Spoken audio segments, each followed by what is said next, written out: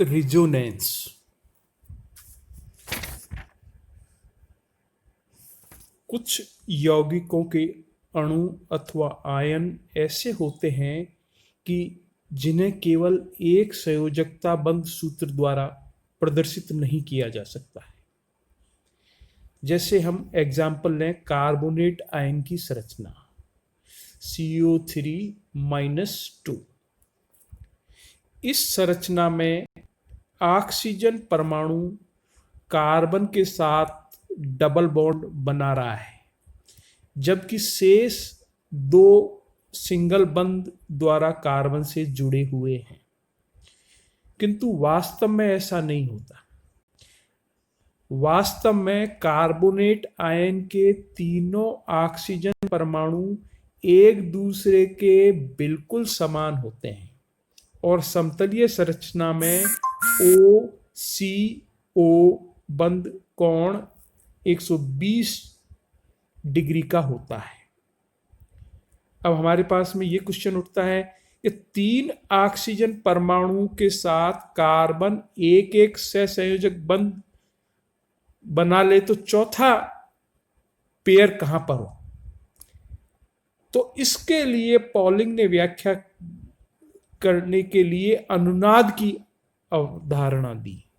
इसके अनुसार carbonate ion की तीन संभावित संरचनाएं हो सकती है, जिसमें बारी बारी से एक एक ऑक्सीजन परमाणु द्विबंध है। जैसा कि अपन देख रहे हैं CO3-2 में तीनों पर बारी बारी से oxygen double bond, again double bond और अगेन डबल बॉन्ड, 3 बार डबल बॉन्ड के रूप में लगा हुआ है। इन तीन संरचनाओं का अर्थ यह नहीं है कि इन तीनों का स्वतंत्र कोई अस्तित्व है। ये तीनों एक दूसरे में अंतर परिवर्तित होते रहते हैं। यदि ऐसा होता तो हम इसे उत्क्रमणीय चिन्ह द्वारा प्रदर्शित करते, लेकिन अनुनाद को हम सदैव एक या दो नोक वाले तीर से ही प्रदर्शित करते हैं। इसका अर्थ यह है कि कार्बोनेट आयन की वास्तविक संरचना इनमें से कोई नहीं है, बल्कि वास्तविक संरचना में इन तीनों का योगदान है। इन तीनों के योगदान से बनी जो संरचना होगी हम अनुनाद संरचना कहते हैं। अर्थात कार्बन और ऑक्सीजन के मध्य ऐसा सहसंयोजक बंध है जिसमें द्विबंध लक्षण भी है। इसकी पुष्टि बंध लंबाइयों के द्वारा होती है। कार्बन व ऑक्सीजन की बंध लंबाई का मान 1.31 एंगस्ट्रॉम है, जो कार्बन ऑक्सीजन 1.43 एंगस्ट्रॉम व कार्बन डबल बॉन्ड 1.22 एंगस्ट्रॉम के बीच का मान है। इससे ये सिद्ध होता है कि यह तीनों संरचनाओं का योगदान है, न कि कोई स्वतंत्र संरचना है। इसके लिए हम एक और आयन का एग्जाम्पल देंगे, जैसे कि नाइट्रेट के लिए। नाइट्रेट आयन के लिए इसके लिए भी तीन अनुनाद संरचनाएं संभव हैं।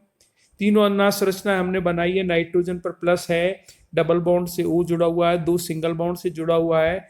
इसी प्रकार से अगेन दूसरे में ऑक्सीजन डबल बॉन्ड से, 2 सिंगल बॉन्ड से, तीसरे में भी ऑक्सीजन सिंगल, यानी तीनों ऑक्सीजन जो जुड़े हुए हैं एक एक बार डबल बॉन्ड, बाकी सब सिंगल बॉन्ड है। इसमें N और O की लंबाई 1.21 एंगस्ट्रॉम होती है, जो कि N डबल बॉन्ड 1.36 तथा N O double single bond O के 1.15 के बीच की होती है। यह हम अनुनाद द्वारा ही समझा सकते हैं।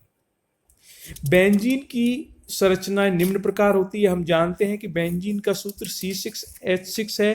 तो बेंजीन केकुले की संरचना, डेबार संरचना, आयनिक संरचना, ये तीनों संरचनाएं बेंजीन के द्वारा दी है। और बेंजीन की रिजोनेंस की पुष्टि भी इसकी बंध लंबाई के द्वारा होता है। बेंजीन में हम देखते हैं कि कार्बन कार्बन के बीच बंध लंबाई 1.39 होती है, जबकि हम देखते हैं कि कार्बन और कार्बन सिंगल बॉन्ड 1.54 एंगस्ट्रॉम तथा carbon carbon double bond 1.33 angstrom है। तो हम ये कह सकते हैं कि बेंजीन में कोई भी एकल बंध और सिंगल बॉन्ड परमानेंट नहीं है, बल्कि उसमें आंशिक रूप से सिंगल बॉन्ड के डबल बॉन्ड में गुण आ जाते हैं, डबल बॉन्ड में सिंगल बॉन्ड के गुण आ जाते हैं। और यह तभी संभव होगा जब बेंजीन अनुनाद संरचनाएं प्रदर्शित करता है। धन्यवाद।